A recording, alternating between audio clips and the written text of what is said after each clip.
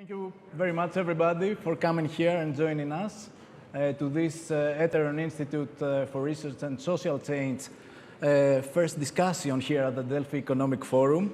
We are very, very glad to have with us today Professor Adam Tooze. He's a professor at Columbia University.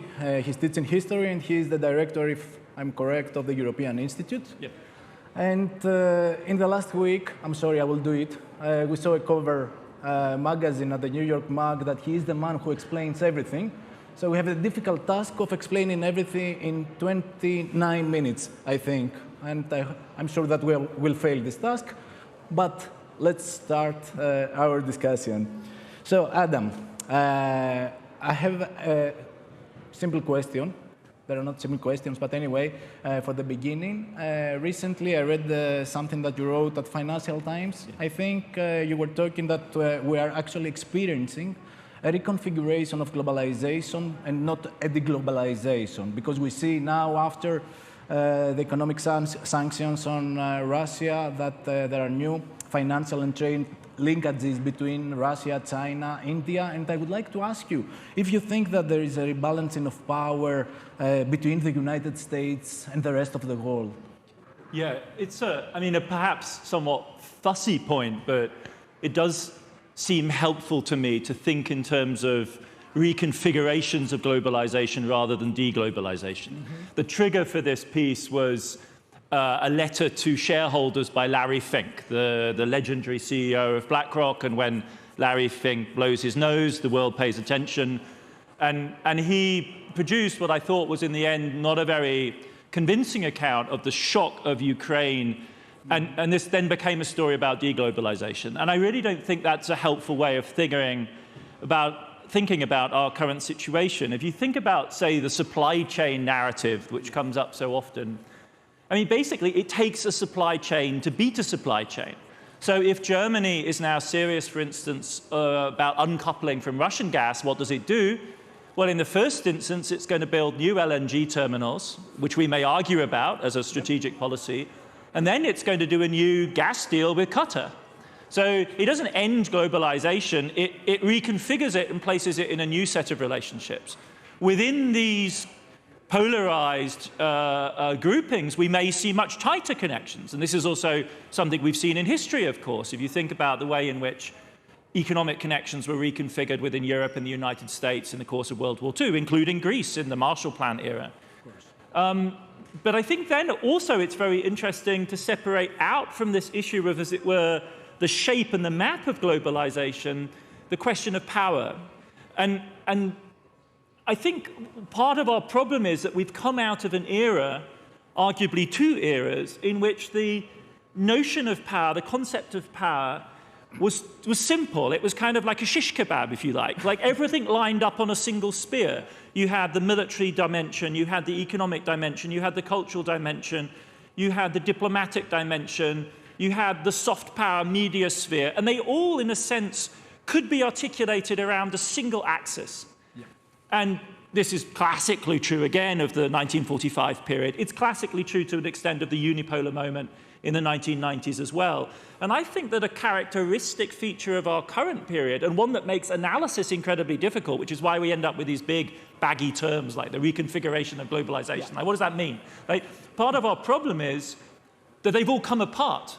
So in the Ukraine crisis, we're seeing a massive affirmation of unipolar financial power. It turns out that it's not just the dollar, it's the dollar and the euro together. And when you put them together, that's 80% of everyone's assets.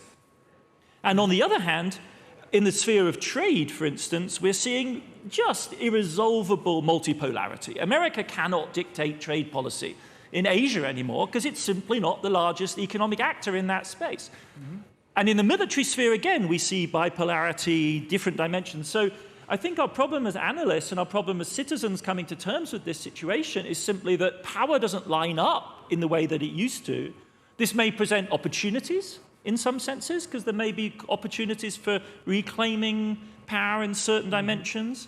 But it also makes things very, very confusing. And the worry, of course, is that powers might be tempted, as it were, to translate their relative strengths in one domain into claims on the other. And looking at America, that's what I'm particularly worried about, is that essentially it retreats to financial and military dominance, in a sense, precisely because it cannot really act as a counterweight in the trade sphere, for instance, anymore, or in the sphere of cultural hegemony after Trump. You know, the legitimacy of American democracy is a busted flush. Thank you very much. And this helps me to come to the second question, which actually we're changing a little bit the geographical setting in the global map, and we're coming to eurozone.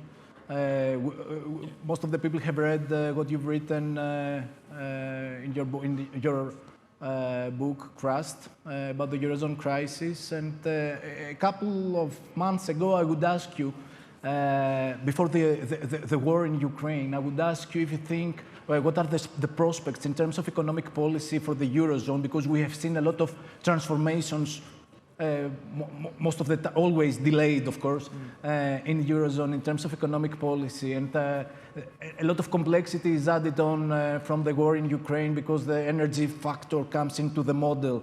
So that's a very difficult question in my mind, and I don't know how you will answer to this in the next 5 minutes. So I'm curious. Yeah, I mean, there is nostalgia, isn't there? I mean, in a sense, wouldn't we rather be talking about inflation and the eurozone than what we actually have to be talking about? I mean, so, and I think there's also a question, and this is a haunting question of like, when do we exit the Ukraine moment? Are we perhaps exiting the Ukraine moment? Do we get back to the place of normal politics in Europe, where we will be arguing about the familiar issues for Greeks, achingly familiar issues of eurozone and eurozone governance? I don't think there's a simple answer to this question, because I think ultimately it's open and it's political. So rather than putting, as it were, a social scientist hat on and saying, well, these are the trends and this is, you know, where we're necessarily headed, surely the state of play in the eurozone, at least since the critical break between March 2020 and May, June 2020, is one of an open play. And but by that break, I mean, as we went into the COVID crisis, it seemed like we were simply going to replay 2010 all over again. You know, the southern countries would come with corona bonds and the Germans would say no again. And we would be stuck in that old trench warfare. And by April in 2020, things were very critical. If you knew anyone who was involved in eurozone decision-making, they were in a bad, dark place. And somehow then the door opened in late April, early May, and we know that it was some sort of deal that was done between Paris and Berlin, mediated by key players on both sides, including Olaf Scholz and his team at the German finance ministry. But then the question is what opened at that moment? And that, I think, is the question which Europe has to struggle over actively, not, as it were, as a matter of social scientific prediction. Because on the one hand, and all the way down to conversations I've been having with people in Berlin this week, the line is, it was an exceptional emergency measure that we took. And of course, on the other hand, speak to anyone in France, Italy, Spain, presumably in Greece, the question is whether it was not a precedent for something better. And that argument is live. It's absolutely live. And I think it's a matter of power plays. The French elections will matter. The state of the balance of power in the German coalition will matter. Who Christian Lindner turns out to be will be a matter. You know, who he decides he wants to be over the summer. You know, is he the friendly hawk or whatever he likes to call himself? You know, these are issues that are going to have to be fought out. They're political, fully political, in the real electoral sense. And this is the counter to the idea that all of this takes place in Europe behind closed doors amongst bureaucrats. There is an element of that. But it's actually also a weird kind of multidimensional live politics that happens. And you, in Greece, have been the victims of that in a very dramatic way, because it doesn't always play out in a nice fashion. More democracy doesn't necessarily give you more liberal policies. But there are fundamental structural problems, right? And they can't be denied. And the big, if we were having this conversation in January and February, we would simply have been looking at the debt levels. We would have been looking at the spreads and the Italian spreads. No one bothers with the Greek ones, which is largely because the Greek debt is held by public actors. But they focus on the Italian spreads, and we saw how nervous they were in January and February. We were talking about the intra-ECB politics of, you know, Schnabel and Lagarde and Knut and Lane, and how they were all jockeying for position and how the markets were reacting. And that just shows you how labile this potentially is, because there is no good answer to the Italian debt issue, bracketing the Greek debt issue, other than either continuing the status quo, not asking any difficult questions, agreeing not to look down, just to keep, as it were, the wheels spinning in midair, or rapid nominal GDP growth. And so that could come from next-gen EU, but does anyone really believe that it's going to accelerate Italian GDP growth by that much? Or could this be the hidden gift of 4 or 5% inflation? Because if you were in the business of actually trying to unwind the unsustainable debt to GDP ratios, and you were looking for historical examples of how to do that, you look at Britain and the United States after World War II, and in the 1950s and 60s, these were moderate inflation environments, 2 to 4 to 5%. And that will get your debt to GDP level down. And so no one wants to say this in Europe because, of course, we're all committed to price stability.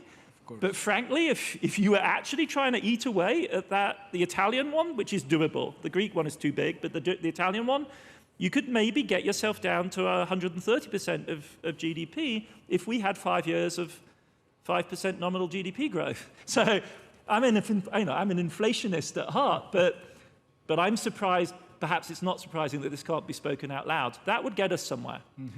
But it's a question then of not tightening too quickly. So I'm very much a kind of somebody who's in the camp of saying this is it's up for grabs to be played for. A lot of policy decision-making has to be done here. And the inflation spike is hard to deal with. And as I gather was being discussed in the previous conversation, it clearly has major social ramifications. That has implications for electoral politics. All of that has to be taken seriously. Yes. In Greece, because of the situation in the last decade, we are very good in debt sustainability mathematics and variables. You know all the things that you say are have a lot of practical meaning for the Greek debate as well. But this gives me the pass to go into another question that has to do also with debt dynamics and inflation, because obviously the era of great moderation belongs to the past. We have inflation hiking not for the monetarist doctrine reasons, but due to supply chain disruptions and energy spikes. And there is a big question that actually right now the era of zero or negative interest rates also seems to start belonging to the past, because ECB and the Fed are planning increases in key interest rates and all that. And there is a big question because, okay, inflation can be good for debt sustainability. At the same time, if interest rates increase, there is a lot of difficulties, especially in the developing countries, with all this debt burden that they carry with them. And maybe, do you find any similarities with the 80s and the international debt crisis in the developing world? I think this is a really key question. I think this is also something, I personally feel we should campaign on, because there is a sort of Eurocentric, Western-centrist focus which has to be counteracted. The best managed public debts are, like countries like Italy, where they have incredible experts managing their public debt because they have to. Yep. And they've been brilliant at extending the maturities of their debt. So an immediate increase in interest rates is not going to kill Italy. But I do think we need to be looking at the more fragile emerging markets and low-income countries. And the World Bank and the IMF, to their credit, have been banging the drum now for 3 years, saying tension is mounting. The model of not the great moderation, but of the last 10 years, in which low-income countries went to private markets and borrowed, euro dollars, effectively offshore dollars, not just from China, but from Western lenders, has created a hugely more complex situation than we've been in before, because restructuring this mixture of bilateral, multilateral, Chinese, private is very complicated. The experience of 2020 was in no way encouraging. The private creditors were not generous, and the low-income countries were very reluctant to ask for debt relief, even when it was offered, because they didn't want to ruin their credit ratings. And they're now they're facing a triple whammy, right? Rising energy costs, rising food costs, and rising interest rates. Now, for some, like Algeria, which we were worrying about, Brazil, we were worrying about, there's a huge relief, because commodity prices are going on, and those are big, big stories, right? If either Algeria or Brazil suffer a major crisis, this is huge for Europe, it's huge for Western Hemisphere. They may be in the clear, right? But Tunisia, all of a sudden, Sri Lanka is looking very, very fragile. They're actually just flat out of diesel. Yeah. And in a country that runs on generators, that's catastrophic. Is it going to be like the 80s? I think from a, this sounds callous, but like just from shares of global GDP, no way, right? I mean, 1980s was entire Latin America and all the American banks were tightly hooked up with it. Citigroup was going to blow up, or its predecessors were. That's not where we're at. But is this potentially going to affect a good slice of the world population? 500, 600, 700 million people are in the frame here, absolutely. And if we are serious about geo-economic competition, this is the moment to step up. Like Sri Lanka is ground zero for the Chinese debt imperialism story. That's where it was coined. And where are the Americans, where are the Indians going to be in relation to this? And Tunisia needs to be a matter of absolutely prime concern for Europe. It's good to see that the EU has stepped in, because that is another refugee crisis potentially, or a failed state crisis in the making, and Europe needs to take a much more expansive view of North Africa generally. And that's obviously a prime concern to Greece. Thank you so much. The topic of our discussion is in search of new economic justice paradigm in turbulent times. So far we have described the turbulent times, and we have 10 minutes to start talking a little bit about the prospects from a progressive side. So after the pandemic, we have seen a lot of things changing in terms of economic policy. We have seen fiscal policy that has a lot of public expenditures in the United States and in the eurozone as well. Even in Greece? Even in Greece as well. Very large. Okay, so you see there was not a debt issue, All of a sudden, which is such a political issue in the end of the day, whatever. And we have also seen a monetary policy, a very expansionary monetary policy, in the Fed and the ECB purchasing a lot of assets and all that. At the same time, we've seen, for example, President Biden speaking about the failure of trickle-down economics, which is in the very core of neoliberalism.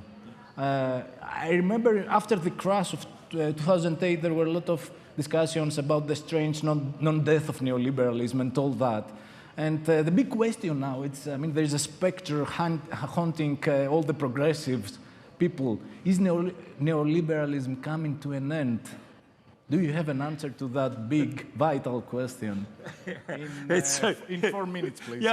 It's so hard to resist. I'm not going to resist. This is a great audience. So, what is neoliberalism? Part of the problem is it's like this sort of, it's not so much a vampire squid as just like a jellyfish kind of concept. Like it's everywhere and nowhere. As an ideological system, it seems to be dead, right? I mean, who would want to self-describe as a neoliberal at this moment? It's not coherent. It's not attractive.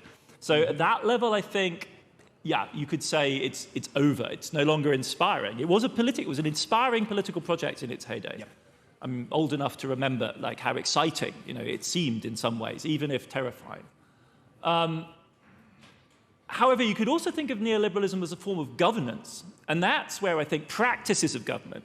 And at that level, it's much more resilient, tougher to kill. And the Biden team and all his folks are resolutely part of that system. I mean, the administration is studded with brilliant people who've made their careers at BlackRock.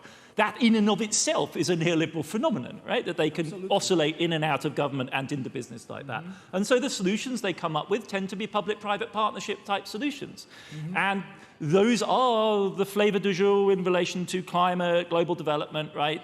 Billions into trillions, leverage, the Juncker investment plan. That's all a kind of neoliberal model of policy, which I just somehow don't think we're ever going to truly escape. You can see the Green New Deal is saying, no, we need a big green government that's going to own things and do it that way. And we should definitely experiment with that. I would like to see a mixture. But are we really overthrowing it? I don't know. Another way of defining neoliberalism is as a social project. It's a form like, as Warren Buffett said, it's class war, and my side is waging it, and we won. Warren Buffett, 2006.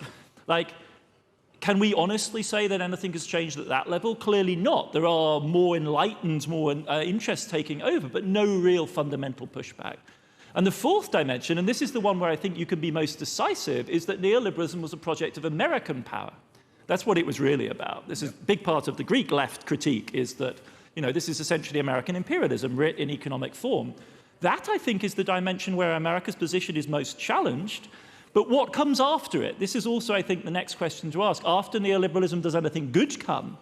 And what comes after neoliberalism, if you think of it as it were, the end of American hegemony and facing the China challenge could be some sort of authoritarian, nationalist, militarist hardening of power. So those, I mean, this is not really an answer so much as a grid for thinking about this problem. And I think it's very multidimensional and fast-moving. Certainly the game has shifted. Things don't stack anymore. Yep. But in certain crucial ways, we're all children. I mean, you and me being the age we are, we're children of that project. In our biographies, neither of us is ever going to escape it. Absolutely. Absolutely. Thank you. And this gives me the pass for the last question, which is very much related to what you were saying, so you can develop your argument more if you want. I was listening to your, I don't remember where, but you were suggesting one book about the end of history, which is a great book, and I read it because of your suggestion. And I remember I was reading something there that actually, on the one hand, there is the end of history with capital H. At the same time, the authors are arguing that the problem is that the history hasn't started over again. On the one hand, history has stopped. On the other hand, history has started getting written. It reminds me of Gramsci and the era of the monsters, as we translate it in Greece. So the big question, I mean, we are watching here from the other side of the Atlantic, things that are happening in the United States with all this progressive movement for Green New Deal, with new trade unions in Amazon, in Starbucks, and all that. At the same time, there is a lot of social and political experimentation in Europe as well. So what do you think? I mean, what are the preconditions in order to start writing history with a capital H again in a progressive, I hope, way? Well, first of all, you know, the central question is, what do we make of the macroeconomic agency that we know we have? Mm-hmm. I mean, look at Greece's interest rates during the COVID crisis, for crying out loud. There was a moment where I believe they went negative, or at least 2-0. Mm-hmm. Same country, even more debt than before. And yet all of a sudden no longer a problem. Doing a stimulus worth 15, 16, 17% of GDP, yep, and entirely appropriately.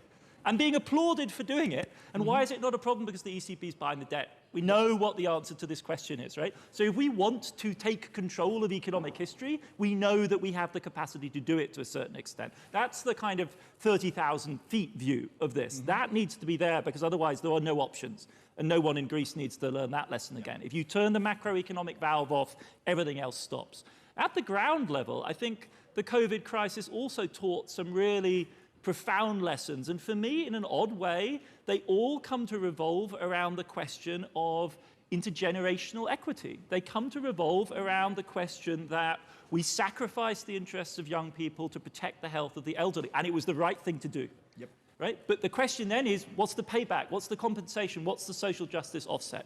If you look at the problem of the labour market, it's fundamentally a problem of labour market entrance almost everywhere, particularly in stressed labour markets like the Greek or Spanish or Italian labour markets. It's the youth unemployment that's the scandal, right? Yeah. If you look at the problem of poverty, what does it centre on? It centres scandalously on children and parents, and above all mothers, in fractured modern families. That's where the problem is. It is far harder than it ought to be to raise kids in rich societies. It's ridiculously difficult for young people to have families. Yep. And this problem spirals out and out and out. If you think about what the migration problem is driven by, it's fundamentally the desperation of that same cohort in Africa. It's Generation Z in West Africa, in the sub-Saharan African countries, that are the critical generation globally for the next 20 to 30 years. Because the really novel feature of the new history is the African demographic explosion. The rebalancing to Asia, that's old. That's just history going back to where it always was. China and India used to be the center of the world. Mm-hmm. Africa with 2 billion people, that's a completely novel configuration we've never seen before. Yeah. So, and climate ditto, also a generational issue. So for me, that turns out, I think, in a weird way, and I speak as somebody deep into middle age at this point, like, as being the hub. And I don't really think that we have a good way of articulating those issues, other than it's easy to make that list. Yeah. So, but then how do you empower what in Western countries is an increasingly small electorate, one which is hard to organize, which is overwhelmed by the burdens that it's faced and quite disillusioned? Yeah. And so how does one make this more than just a politics from above, but actually a politics of engagement and mobilization? I think that's, to me, the big challenge of the current moment. I think that's the big challenge for everybody who has to do with something with politics, in order to find a way to combine this politics from above and politics from below with social movements and all that. And this is a key question for everybody. For me, this is, I mean, on the one hand, this is I get something optimistic out of this discussion, and at the same time a consideration about the big challenges that we're having in front of us. Last question, because we have 2 minutes in front of us. You are talking in your last book, Sat Down, which is getting translated now in Greece and will get published next month, about the polycrisis. And polycrisis has been, we were discussing it before, Greece has been a setting for this polycrisis. Do you think that from now on, the way that the world is organized, we will have different kind of crises in a more often way, and how can we, what is the environment that will be heading? Well, it's genuine. I mean, for me, the fundamental challenge is to understand this openness, right?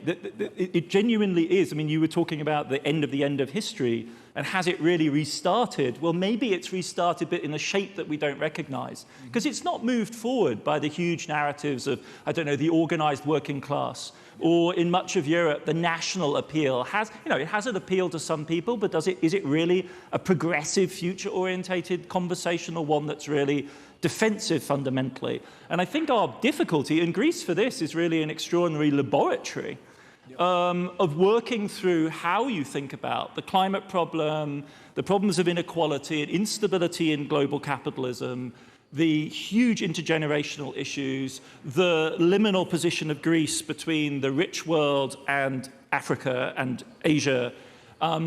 That is, as it were, the urgency that we face, and how you articulate that within a democratic politics that is also not simply catering to the lowest common denominator, but is actually trying to articulate knowledge, right? Our great tool in facing these problems, knowledge into an effective politics. That's, I think, also something where Greece has lessons to teach us about both the potential and the limits of that kind of politics in the current moment.